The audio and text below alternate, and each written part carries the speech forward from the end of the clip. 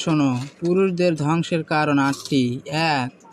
নিশয় আসক্তি, সিগারেট, মদ, জুয়া সহ আরও অনেক নেশার বস্তু রয়েছে। আর যাবতীয় নেশা হারাম। মহান রব্বুল আলামিন পবিত্র কোরআনে বলেছেন, তোমরা নিজেদেরকে হত্যা করো না।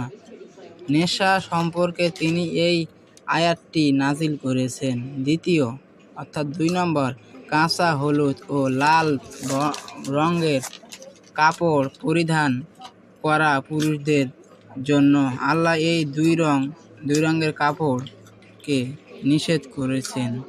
৩ নম্বর, পুরুষ হয়ে সোনা ব্যবহার করা ও সম্পর্কে ইবনে মাজাহ, আবু দাউদ হাদিস রয়েছে। ৪ নম্বর, যেসব পুরুষ নারীদের সাজসুজ অনুকরণ করে,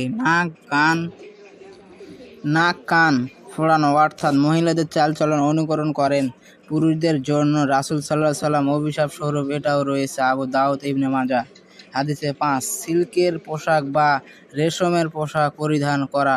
৬. পুরুষের টাকনুর নিচে পোশাক পরা হারাম। রাসূল সাল্লাল্লাহু আলাইহি ওয়াসাল্লাম বলেছেন, এটাও জাহান্নামী পুরুষের লক্ষণ।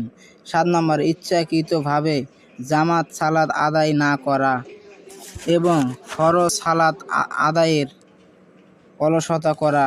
কেননা ইচ্ছাকৃতভাবে সালাত ছেড়ে দিল সে কুফরি করল।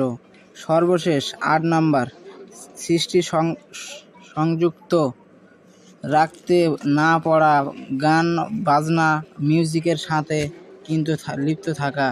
এ বিষয়ে পবিত্র কোরআনে মজিদে উল্লেখ রয়েছে। কোনো চোখ অনুকরণ এর প্রত্যেকের হিসাব দিতে হবে। সূরা বনী ইসরাঈল আয়াত নম্বর ৩৬। এখন তুমি হিসাব করে দেখো তো, বা তোমার চাচার মধ্যে কি কোনোটি আছে নাকি।